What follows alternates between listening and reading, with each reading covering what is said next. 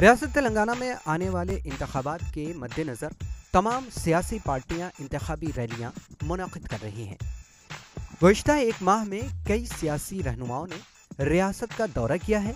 दिलचस्प बात यह है कि हर जमात अपनी पॉलिसी से ज़्यादा हिज़्ब इख्तिलाफ के खिलाफ आग उगलती नजर आ रही है। कांग्रेस पार्टी की साबिक़ सदर सोनिया गांधी और पार्टी सदर राहुल गांधी 23 नवंबर को रियासत के दौरे पर थे। मुझे याद है कि तेलंगाना को अलग राज्य का फैसला कराने में कितनी परेशानियां उठानी पड़ी थी।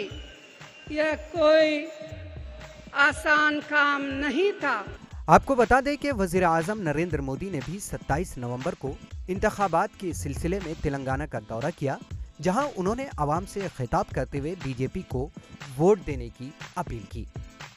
ये विकास में विश्वास रखने वाले लोग आज भारतीय जनता पार्टी पर अधिकतम विश्वास रख करके देश को आगे ले जाने के लिए कंधे से कंधा मिलाकर भाजपा के साथ चल रहे हैं।